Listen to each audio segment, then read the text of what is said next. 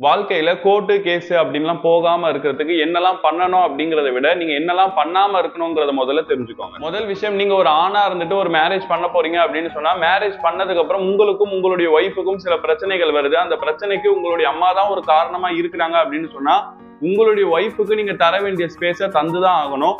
ஒருவேளை அவங்க உங்க அம்மாவால எனக்கு நிறைய பிரச்சனைகள் வருது, நம்ம தனி குடித்தனம் போய் வாழணும் அப்படின்னு ஆசைப்பட்டாங்கன்னா, நீங்க அதை ஏத்துக்கிட்டு அவங்க கிட்ட இருந்து பிரிஞ்சு வாழ்றது தான் கரெக்ட்டா இருக்குமே தவிர, நீங்க உங்களுடைய அம்மாவுடைய குழந்தையாவே கடைசி வரைக்கும் இருக்கணும் அப்படின்னு சொன்னா, கண்டிப்பா அந்த ஒரு வாழ்க்கை டிவோர்ஸ்ல தான் போய் முடியுன்றதை தெரிஞ்சுக்கோங்க.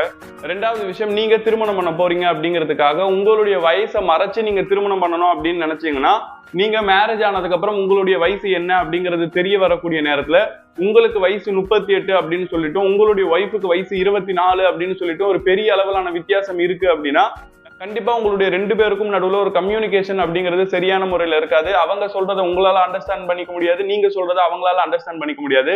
கண்டிப்பா இந்த ஒரு ரிலேஷன்ஷிப்பும் கடைசியா டிவோர்ஸ்ல போய் தான் நிக்கும். நீங்க எவ்வளவுதான் சம்பாரிச்சாலும் அதுல இருந்து ஒரு ஷேரை உங்களுடைய மனைவிக்கும் உங்களுடைய குழந்தைங்களுக்கும் நீங்க தந்துதான் ஆகணும்.